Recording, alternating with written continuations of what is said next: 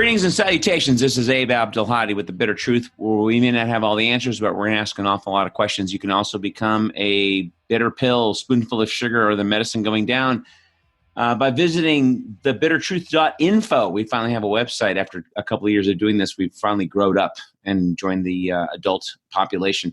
You can also visit patreon.com/thebittertruth.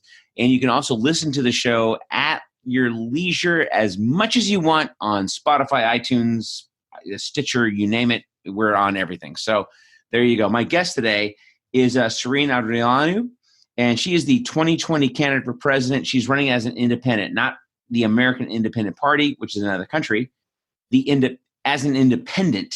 We're going to get into that here in a second. Sorinne, how are you? I'm well, and thank you for having me, and thanks for clarifying the difference, because I didn't know until very long ago that there's a difference between independent and independent. Yeah. If anyone's about my age or so, they remember George Wallace, Good Times, and he was talking about deporting green card people in the 1960s and 70s. So why did he get shot? I don't know. He was just so full of pep and love, so there is that.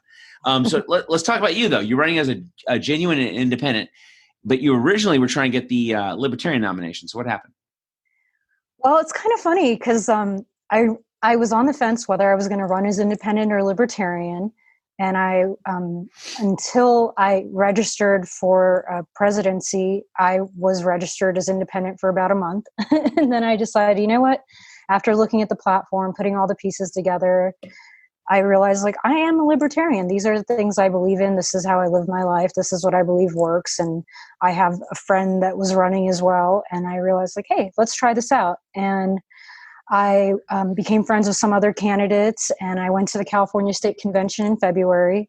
And I made a lot of friends. I came up with my campaign slogan there of love, logic, and liberty for all, because I felt like the people I met at the convention were very loving, logical, and liberty-minded. And that's what I'm about. And I also picked up the nickname Healer in Chief as I kind of have a gift for healing people energetically. So a lot of people were gravitating towards me, especially because I have a background of overcoming a lot of trauma in my life. Sure. And so I really thought that, hey, this is all going to work out. And then I got to know more libertarians online, and I realized not all of them actually practiced the non-aggression principle. And then the COVID lockdown started happening, and the convention got split into two, where I was planning to spend a whole week in Austin getting to know delegates and members and debating. And the whole nomination process was going to take about 5 days, I believe, from my first, opportunity to debate to when votes would be made. Sure. And that was all turned into essentially 24, 48 hours done virtually. The amount of candidates that were chosen to debate was shrunk. And I felt like there was a huge lack of integrity because I also became a state delegate in February at the California State Convention. And so I got to see both sides of what it's like to be a delegate in the party and what it's like to be a candidate in the party. And I felt like the party didn't really do anything to connect the two. Right. And even though I was on the Libertarian page as a candidate, people weren't really reaching out to me to get to know me. I was reaching out to them. And I found that there were people that were there just to vote for whoever brought them into the party. They have caucuses that are very well funded to support certain candidates. And I just felt like there was a very huge lack of integrity. And so when I didn't get the nomination, I was okay with that because I felt like, I don't think this is the right time for me to be a part of these internal politics. Sure. A lot of this is on YouTube. Right. And a lot of this is on Facebook. And to your point, I call it sniping at heels. I've had Greens on. I've had, independent Democrat people on. I don't care for the internal politics, and just sight unseen, having chat with you a couple of times and looking at your website, given this crop of candidates, I know Jo Jorgensen seems practical, and that's cool because she was a vice president nominee in 1996. I get that. But compared to you, or say you compared to say Vermin Supreme or Adam Kokesh, who's been on the show, where I'm just like, wait, this isn't exactly Gary Johnson or Harry Brown anymore, is it? It's just become this clusterfuck of a bunch of people that seem like, hey, I'll run for president. I'll just go here. And the Greens seem to suffer from the same thing, where and then I hear this inner, sniping at heels, as I said, where they're just like gossiping about one another, and well, he's not really a libertarian. He was a Democrat before. I'm sort of going, well, shit. What's his policy now? 5 years later, is he really against the wars? Is he really against, whatever? I mean, just like whatever he meant 5 years ago. People change. Yes. I mean, I was a born again Christian in my late teens to my early 20s. I was obnoxious and I handed out tracts, and I belonged to Campus Crusade for Christ. Let's just say I'm no longer there, and I got early release for time served. So I believe people can make a philosophical change, but who they are as a person doesn't really change. So what was the issues? What were the issues that you were facing that led you to just go independent and fuck these guys? It was remembering why I started, and it had nothing to do with politics. It was, feeling called specifically to run in this election about a decade ago, and not really even knowing that it was going to be an election year. And even prior to that, recognizing that if I wanted to make a positive impact in the world, that I had to be in a position where I could impact values, because I realized that's where our behaviors come from. That if I wanted to prevent other children to not go through what I went through as a child, which was daily abuse, that I really had to be in a position where I can influence values. And I saw the president of the United States as somebody who has the perfect platform to influence the media, to influence education curriculums, to influence healthcare. And now that I'm older and I have a very heavy background in psychology and understanding human behavior and what drives it, I believe that still that position is the best position to make a positive impact, not just in this country, but in the world. And I believe that we really need that right now. Is we need some leaders that understand that we need to stop playing politics, and that we need to bring integrity not only to politics, but just the way that we do business, the way that we treat each other, the way that we treat ourselves. And so it's, I feel like all the pieces are really coming together, and I'm grateful that I'm taking essentially the steepest path. I'm running as a write-in. And that was my next question, because, I have a few actually. I want to touch on your background a little bit, but you the short question first. The ballot access has not been easy, right? Because I already got my sample Texas ballot. You're not on it. No, and in the primaries, my name was only printed on ballots in New Mexico, and I was certified as a write-in for for California by the Secretary of State. And right now, there's a handful of states that I automatically qualify in, and there's a whole bunch more that I'm working on to get write-in access. So yeah, they don't make it easy. There is obviously a lot of money that's typically involved in the process. Right. No, and you're right. They don't make it easy. I've talked to Greens and Libs, and here in Texas, we had a situation where the assembly, which is a red assembly, it's a Republican assembly, they passed a law where, and it was this draconian bullshit where you had to have a certain amount of percentages in your party to not have to pay a $3,000 to $5,000 fee to run for office. And so I know some Libs and some Greens that pretty much bankrupted their entire campaign fund to pay that fee, because the alternative was you get petitions signed, and the petition, if you sign the petition, you cannot vote in your primary. However, the person getting you sign the petition really can't tell you that, because if you're going to sign the petition to get Kerry McKinnon on the ballot, which I know for a fact he paid the $5,000 because he didn't want to do that to people, you're screwed. And so even though a lawsuit went down by a bunch of libertarians last year, which was going to help every party in the state, they won. The attorney general was told by a judge that there was an injunction on this law, and the attorney general was like Ken Paxton, by the way, in this state, who is now under indictment for bribery. Good times. Yay. He said, great, why don't you see me again? Because I get paid by the month. It doesn't matter what I do. You guys can spend more money and sue me again. I'm going to ignore the injunction.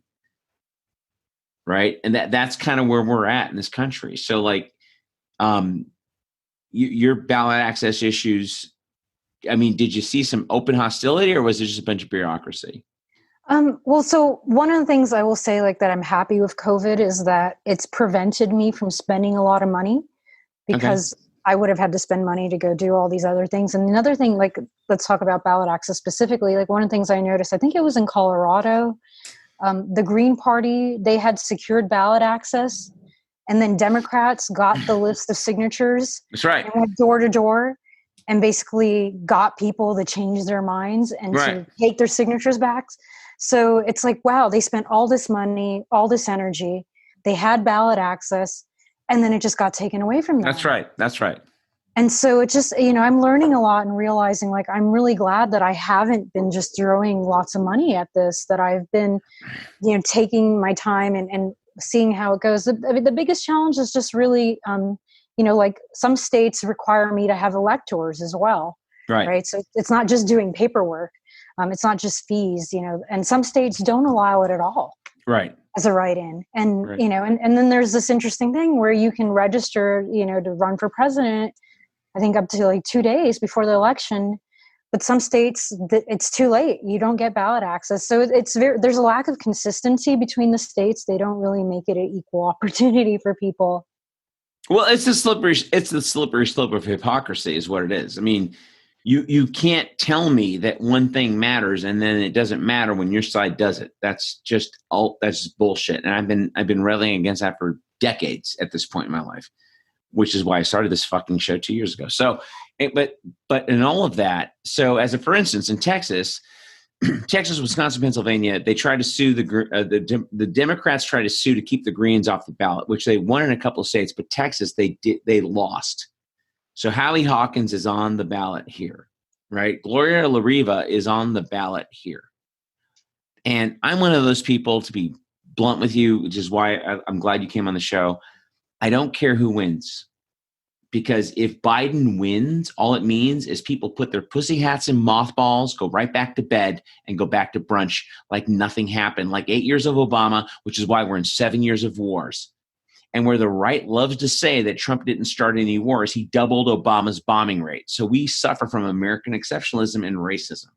So your first 100 days in office, what are we going to do about foreign policy, which to me is domestic policy? When people tell me, oh, I don't care about that, then you're a fucking idiot, because defense is $2 trillion a year. Nancy Pelosi just passed Trump's budget of $132 billion increase for the next 10 years, exclusive of congressional increases. So your first 100 days in office, what are we going to do overseas? Because we're now killing people and not for freedom.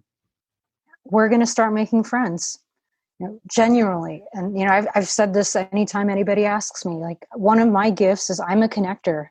I have been told that I disarm people, not literally their arms, but, that people feel very comfortable around me, people in high positions, people in influential positions. And so I intend to genuinely go out of my way to connect with leaders from around the world and figure out, like, what's going on, what are their issues, and can we find a better way for them to be fulfilled so that they don't want to attack us anymore, so they don't feel threatened by us. I really want to create win-win situations. I also want to make America more independent.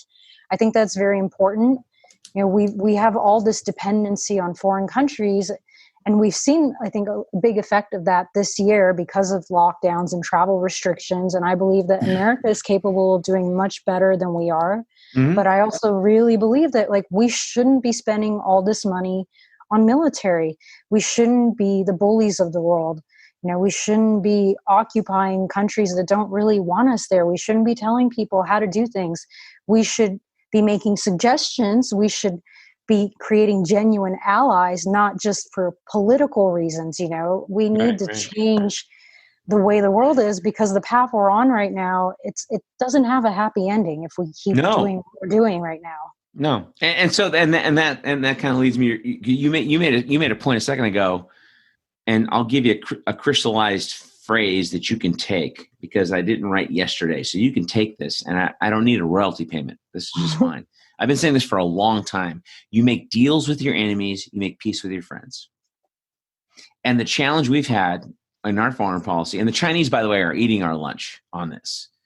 And I'm not going to invite, Xi Jinping to my house for Thanksgiving. However, what they're doing overseas, they're building roads. They're helping create infrastructure.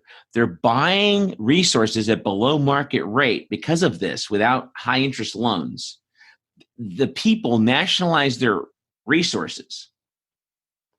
Then they are paid a good wage and have housing and medical versus what we do. So American dollars are going to come flooding back in the next 5-10 years if the Chinese keep doing this. They only have 2 bases outside of China, by the way, whereas we have 1,200 bases outside of China. We occupy 149 countries with military, not, hey, let's build some roads. Now, the downside to the Chinese plan, they've just fired up in the last 5 years 1,000 plus coal and tar plants, which is not good for the environment. Again, not coming to my house for Thanksgiving dinner, but they are following your plan of making deals with or peace with our enemies and then deals with our friends. We're mad at the Chinese. That's the caveat that everyone, well, the Chinese, we have politicians who took money from corporations to send our jobs to China for the last 20 years. And then we wonder why the Chinese have a 600 million person increase in the middle class in the last decade. That's the highest in recorded history. And I'm not talking about Foxconn. I'm talking about like real jobs, real middle class jobs like we used to have here in the 60s and 70s in Los Angeles or the United States. What are you going to do in your first 100 days to ensure your policy of making peace with our enemies and deals with our friends? Because you've got a CIA that is going to kick your fucking ass if you don't play ball. Yeah. Well, so one of the things I've realized about working with other countries from friends and also from traveling is that, just giving them money, what many people think we should do, is not the answer. Right. Helping them, like most people want to actually know that they matter, that they have value, teaching them skills, helping them to take care of themselves, showing them what works versus just a handout. And I believe that's a very important approach to many countries, not necessarily all countries. I've been to China. I was actually supposed to go there in March, but my flight got canceled. I've been to Beijing, Shanghai, Tianjin in the past few years. And these are just amazing, incredible, developed cities. It's, I grew up in San Francisco and I'm from Queens, New York. And I thought these were cities. It's like China's got something going on at a whole nother level. And we definitely need to work with them. And, they do care about the environment, but I don't think as much as they should. And one of the things I noticed when I was there, for example, is like, I don't know if you know how it works there, but your license plate number dictates like what days of the week you can drive. Right. So they are conscious of those kinds of things. But again, there's a lot to approach there, but it's really about not going in there right away and saying like, oh, I have all the answers, do this my way. It's going in there and really finding out like, what are you trying to accomplish? How are you doing this? And is there a different way, or perhaps suggesting a way, because nobody likes to be told what to do. Right. And even though I might think that I have all the answers, and maybe I do, I need to give leaders of other countries an opportunity to share their approach, right? Especially, I'm going to be dealing with men. Well, there's that. And I'm used to being the only woman in the room. I'm used to being the youngest person in the room. And so I know how to handle these dynamics. And so I believe that it's really important to have somebody like me that isn't going to be perceived as a threat. Maybe I won't even be taken seriously at first. But when they get to know me and see that I really do care and I really do have some insights, and that perhaps what I am suggesting will not only create peace within their countries and the world, but also increase their bottom lines, that they'll listen and be more willing to cooperate, right? Because I don't think that ultimately anybody wants to be at war because it's stressful, Well, yeah. Nobody wants to blow up stuff. We've come so far, especially in developed countries, right? And so to find peaceful ways to work together, even if we're not friends at first, I think that's the most important thing. And just for me, I don't know what the right word is. Perhaps it's a little esoteric, but I know what my gifts are. I know what I bring to the world, and I know what I'm good at. I used to sell exotic cars to some of the wealthiest people in the world. I was really good at it. And it was like, I'm selling things that nobody really needs. And I was doing it with authenticity and integrity, and now I'm selling ideas and visions and health, and I'm doing it in sustainable ways. And it's kind of like running for president as an independent and write-in. It is the steepest path, but it is the one with the most integrity and the most sustainability, because you don't want to force your will on anybody else. You want them to own whatever you share with them. You want them to understand the value of your ideas and not just do it out of obligation or out of fear or because they're hypnotized, Right. You really want them to understand, why is this good for me? Why is this good for my country? Oh, that makes sense. Versus, I'm not going to do this because I just want to piss them off. I don't like America. I'm not going to do anything they tell me to do because I'm tired of being bullied, right? Our approach really matters. Well, 100%. But and to your point, and obviously you've been in sales, so you know what I'm talking about when I say you make peace with your enemies and deals with your friends. Whereas what I hear, and I'm in Austin, Texas, chewy blue Austin, right in the middle of big red hard candy, Texas. And I got people with a straight face telling me, well, we need a more muscular response to China. And these are quote unquote liberals, right? Like we don't need ships in the South China Sea to bully China, because they're the third largest nuclear power. They alone can destroy the earth. Why are we saber rattling a nuclear power? And which leads me to my next question. As president, if you were to win the White House, what would you do to educate people as to, and I say this because there's a history of this. So both Roosevelts, Teddy Roosevelt and Franklin, would go to the press and go, I got a bot Congress. I cannot work with a bot Congress. This is not working. You want me to do antitrust laws and tell Standard Oil go fuck themselves? You need to write your congressman, tell him he's going to be primaried and not be elected if we don't do this, right? We don't do this anymore. We don't. I mean, I'm not a big Jimmy Carter fan, but in his 4-year term, he had 70 antitrust investigations. George W. Bush, in 2 terms, had 6. Barack Obama had 4. These laws still exist. Nobody uses them. I'm dying to see how many antitrust investigations Trump has launched, because I doubt that there are any. So you coming in, what would you do besides occupy the White House to get the people to start to understand that what we are doing is destructive? Our American exceptionalism, thinking Red Dawn is a documentary, is not working anymore. Sure.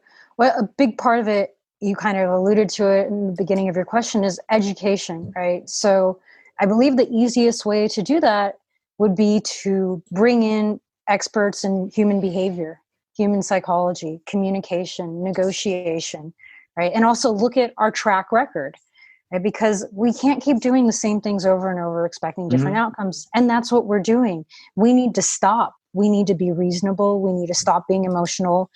And, if people don't believe I'm an expert, that's fine. I'll bring in tons of real world experts with the degrees, whatever it takes to educate people, and also doing it publicly. Panels are such a huge thing so that we can elevate the population. It's not just about elevating people that are already in positions of authority, but it's about elevating people that are voting so that they vote better as well. And so that they understand, like you mentioned, the liberals that say we should use more force, they need to switch the position and imagine if this was happening to us, how would they feel, right? Like a lot of people, that's been a big thing that I've noticed this election, is that many people, especially on the left, think that it's okay to treat people who don't believe as them certain ways that are very, I believe, inhumane. Right. And it's like, flip the script. How would you feel if somebody was saying this about you? That's right. So why is it okay for you to talk about this way about any other human being? Like, just because you don't agree with somebody, you don't like somebody, doesn't mean they're not entitled to the same rights as you as a human being. That's right. We need to come together and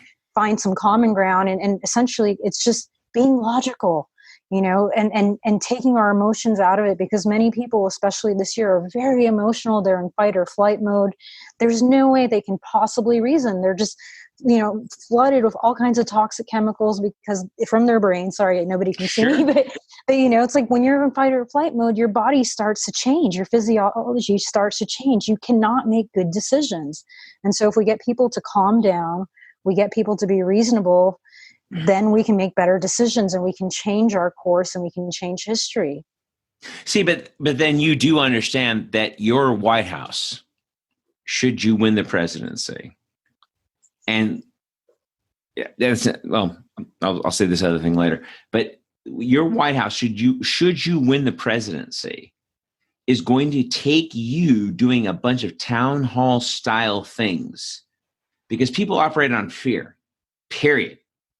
And this is why the corporate media, which is now down to 5 corporations since the 1996 Communications Act by Bill Clinton, we have now 5 corporations that run everything, which is why Fox News and MSDNC sound mysteriously the same, right? The teabagging, the strippers, whatever. They're up and down on that. But we can afford war. We cannot afford Medicare for all. We cannot afford free college, which is a fucking lie, because I'm an old man and I went to college for free. That's a fucking fact. I went to a state school for $100 a quarter. My books were more expensive than my school. So we used to do that. It's not like I want a pony. And every goddamn industrialized country in the world does this thing. However, what does every president do since pretty much shit? Roosevelt? No one's gone out there to pitch their case. You're fighting the lie, because they keep pitching the lie that you're going to be a pro-Putin, pro-China, pro-North Korea. You're not going to be American. How do you combat that as a strategy in your White House? Well, first of all, we have to remember that America is a melting pot. You know, what it means to be American today, it's not just people who look like you and me. That's right. But again, it's a big aspect of it is, like you said, it's getting people together, it's communicating, it's educating people, it's changing the conversation, it's showing people that a different way works. There are a few things that came up while you're speaking. I'm thinking about the way we prioritize and back to our values, which is the whole reason that I'm running, right? So we have things out of order. We are addressing effects of disease behavior versus the causes of disease behavior, right? If we have healthy people, if we have educated people, if we have happy people, if we have secure people, we will have a very productive country. It's very simple. And when we deny people access to these things, when we make it difficult for people to change their circumstances, we actually lose more. So for me, it seems like a very backwards model that we're operating in right now. I don't believe in, it's a very libertarian saying there's no such thing as a free lunch. You know, we always reap what we sow. There's only so much energy. And if we give more than we take, we're going to deplete ourselves. If we take more than we give, we're also going to create an imbalance. And this applies individually and collectively. And so, well, isn't that the result of war? Isn't that the result of our defense contracts? Isn't that the result of our Defense Department, which used to be called the War Department until 1947? We do war. We don't do defense. Isn't that a result of that? Yeah, I mean, but we need to change it. There needs to be a shift because it's not working. We are in worse shape than now. I mean, I went to San Francisco State University, and I think my tuition, I think it was less than $5,000 or something to get my bachelor's, you know, but I think it's way, way more now. I was going to chiropractic college in 2015, and I was going to be $300,000 to $500,000 in debt by the time I graduated. I'm like, okay, I'm not doing that. Like, I just want to help people feel good. Like, but I'm not going to like totally go into debt to do that. And and it shouldn't be that way. Like, if people really want to add value to the world, it should be more accessible. And a lot of reasons it's like this is because of legislation. You know, we have all these laws that make it more expensive for people. Laws written by who, though? Laws written by corporate America and goddamned ALEC, who have bought our Congress. When people tell me they're capitalists, I'm like, you're a fucking idiot. We are not a capitalist society. No. We are a socialist society for the rich, and you and I get capitalism. You and I get rugged individualism, as Martin Luther King said. We do not get socialism, right? And I don't mind my tax dollar going to help a mother with with 2 jobs, trying to get milk and eggs for her kids. I don't mind that. But how many middlemen are you paying along the way? Well, you know what? If you want to get rid of the middlemen, talk about the wholesale model, okay, fine. However, if you want to talk about capitalism versus The airport, for example. The airport is my favorite fucking example. You know why? Because the county or the state or the fucking city runs the airport. And guess what happens? United just rents there, which is why I can fly home to LA to see my mom for $200 on a round trip ticket and not $1,200 because United is not passing their costs on to me. Yeah. Capitalism in this country has failed because it has become a crony capitalist system. And the term free market, it sounds to me like when I hear liberal Zionists talk about a two-state solution in Palestine. Ha! Fuck you. That's for you to feel better so you don't feel like you're fucking the Palestinians, which you are. So free market is a nice way to say, hey, yeah, we'll have a right capitalism. No, we will not. Not when you've got Jeff Bezos, IBM, Apple, and everyone else not paying taxes since goddamn 1961. It's been going on for a long time, and now it's down to zero. And we pick up the brunt. We pick up the brunt. Every time you see a tax cut, I don't care if it's Trump or Obama or Bush, which, by the way, people love to ignore this. Obama extended the Bush tax cuts. Then he made 82% of the Bush tax cuts permanent, which means he gave his rich buddies the Bush tax cuts. And how do I know that? Because he's getting $500,000 a clip to go speak at banks. I don't see him helping striking workers. I don't see him at the Amazon strikes. You know, the only time he got off his ass twice this year was number one, to fuck Bernie Sanders, and number two, to tell the NBA players to not go on strike for Black Lives Matter. So this is the symptom of our capitalist system. We do not have capitalism. And the European countries that have capitalism, don't tell me about fucking Venezuela, who we've sanctioned to 140 sanctions in the last 9 years. Do not tell me about Venezuela. Let's talk about Sweden or Norway, which is an oil economy. Let's talk about goddamn Denmark. Let's talk about Germany. Everyone else that is a democratic socialist system that, by the way, has medical, they've got childcare, and they got their jobs. What did we do in this country? We did the largest upward transfer of wealth in the history of humankind with the CARES Act. And now Trump is going to tell the Democrats to go fuck themselves and not discuss any further aid until after the election. Why? Because the lousy, shitty Democrats gave away their entire leverage because they have never done a sale in their life where their cell phone counted on it, ever. Right? There's a lot there. Chase Bank and I'm ranting and I'm sorry. No, it's okay. But there's a lot there that I'd love to touch on if that's all right. Go ahead. Yeah. I'm done. I'm done. So first of all, I am not for playing favorites, especially as government. Like, government should not be playing favorites. There shouldn't be subsidies. You know, that's really messed up our market, you know, with the economy. What's happening right now is horrible. We basically legally sanctioned this huge transfers of wealth. Like you said, there's a bigger gap now between the 1% and the 99%. I mean, the last I checked, there was the richest people in the world are $900 billion richer because of these lockdowns, right? Because we shut down the small companies and left the big ones open. And we keep giving subsidies and exemptions to corporations. And I don't believe that that's fair. There's something else. Bush and Obama, since we talked, I looked this up to make sure it was true, and they are distant cousins. Oh, I didn't know that. And that is public information. You can look it up. Okay, we'll look that up. And so, people have to start connecting the dots that a lot of these people that have been in power, that have been presidents, have familiar relations. Surprisingly, even on both sides, the Republicans and the Democrats are essentially, I've realized, a monopoly. They're not a duopoly, right? Because they are benefiting at the expense of we, the people.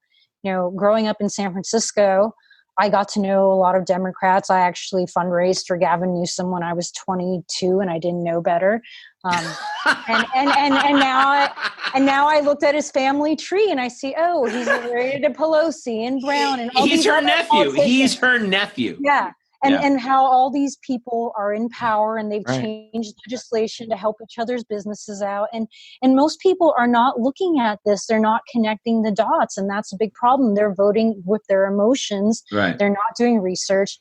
It wasn't until, I don't know how many years it's been now, but for many years, I didn't take voting seriously. I'm being honest because I think a lot of Americans are the same way.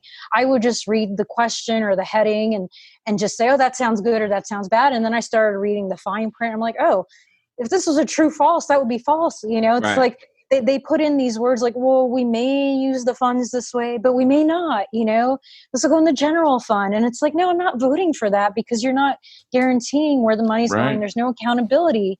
And so we really need to bring integrity to voting and transparency, that these people that are career politicians and also people who don't have time to vote, like they need to be able to have more time to do homework, to do research, because voting is a huge responsibility. We might be voting for things that end up harming us because we didn't understand what it meant. Right. Well, and to your point, though, let me ask you a question. So, being president, you may not come in with a mandate, right? And you're a young woman. You may be able to run again, I'm sure. I'm not going to ask you how old you are, but you have to be at least 35. So I'm hoping that only you and your hairdresser know for sure. And, let's just say that you're of age and you might do this again. But what kind of a mandate could you generate? Because, every time I've seen anyone go into the Republican or the Democratic Party, they get lost in the sauce, as Howie Hawkins says. It's just gone. And they get co-opted because they're threatened with the money or lack of money for their reelection or whatever. 3 months into Obama's second term, he was already calling up bankers and donors and stuff for his library. What kind of banking indictments was he ever going to do if he's trying to get money from HSBC to fund his library, right? Like what kind of a mandate could you walk in with conceivably to fight the power? And by the way, these are people with C- brains and dubious ethics at best, right? Like what could you walk in with to make it worth their while? Sure. To work with you.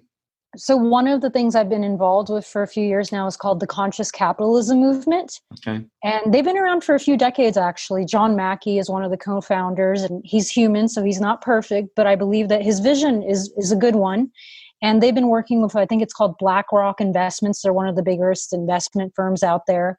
And they've done the numbers to show people that when you create a business that truly adds value and is sustainable, that you end up making more money in the long run. So I find this as being a backdoor to getting people who might not generally be inclined to do the most ethical thing to do it anyway, because they see how it affects their bottom line.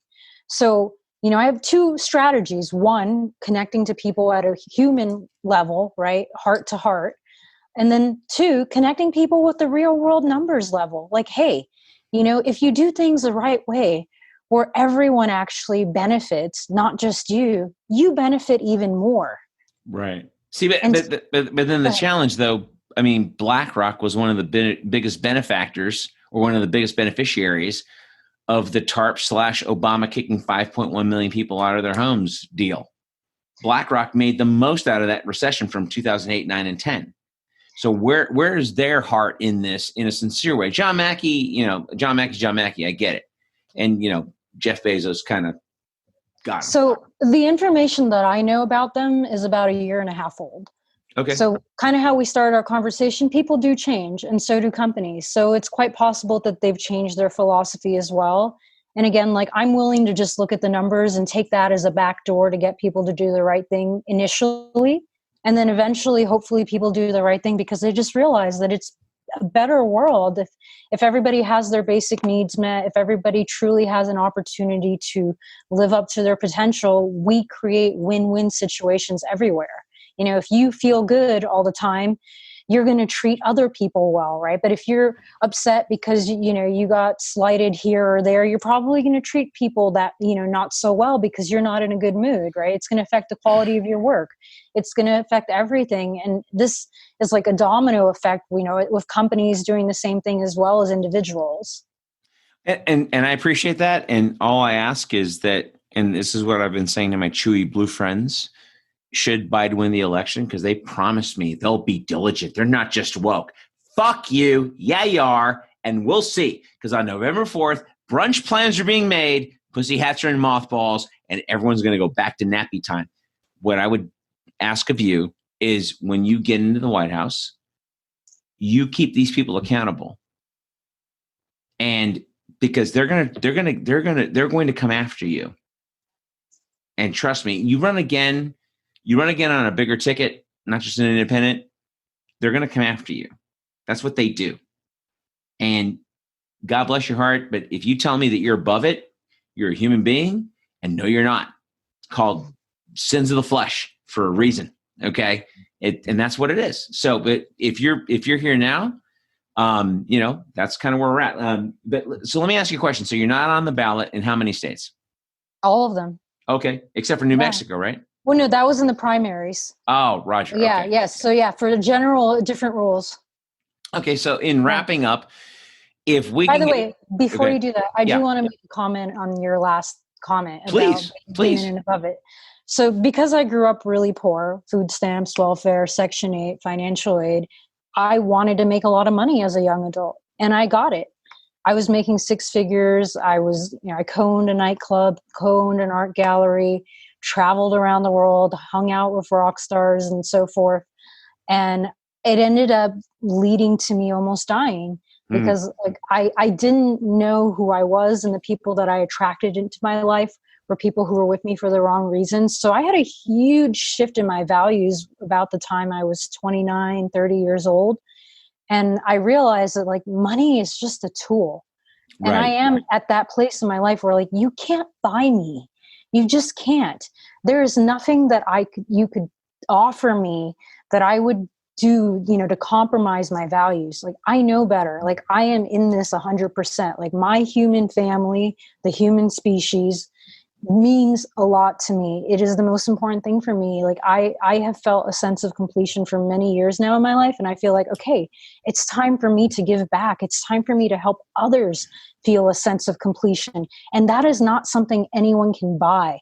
That is something that you have to work at every single day of your life, because it is a mindset.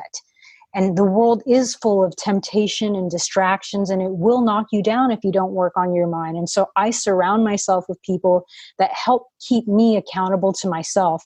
And that's something I will continue to do as I progress in my political career. And I mention that because, yes, I'm human, but there are certain lines that I will never cross, because I've already been there and I've done that, and it almost destroyed me, and I'm not going back. Right. Right. Well, I mean, and that's cool. I mean, and if you're there and you're sincere about it, I mean, I don't know you well, so hopefully, you got a story, and that's what people need to hear to believe you, because right now this system is failed. We are in a failed system. It's a third world country. We have a stolen Gucci knockoff on a stolen credit card. That's how this country is running. How many people are unemployed? And the American culture is so, I got mine, I don't care. I hear this all the time. Well, my 401k, your 401k is welfare, by the way, because we've been putting $1 trillion a day into the banking and Wall Street systems since the COVID thing started. And it was more, and it was not as much, but it was something going on before. Capitalism needs to be bailed out every 4 to 7 years. And more frequently lately. So why is it failing here and we can't get a hybrid somewhere else? Right? We take too many shortcuts. We look for the instant gratification instead of thinking long term. Right. Like you said, it's all about me, today. And this applies in all aspects of our lives, not just politically, in our health and our love lives. Sure. We need to start thinking long term. We need to start thinking beyond ourselves. We need to start thinking about our children, our grandchildren, and so forth. Those are our future leaders. They need to be prepared.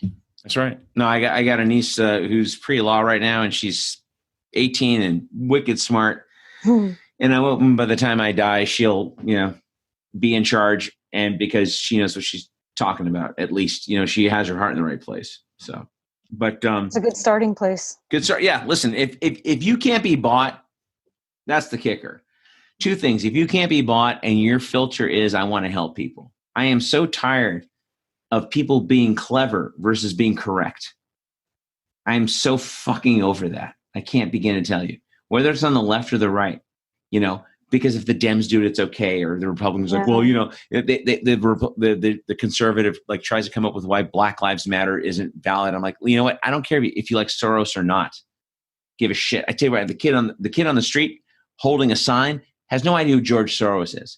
He just knows that people are being shot on a regular basis. We have snuff films coming out every fucking month, and we get the same goddamn thing. And what are they told? Don't kneel, don't protest. What they're saying to you, Black and brown people, is shut the fuck up. We don't want an answer. As James Baldwin said, the psychosis of this country is we do not reconcile our ideals with our sins. We have this receipt, as MLK said, that called the Constitution, and we just don't fucking care. White people, anyway.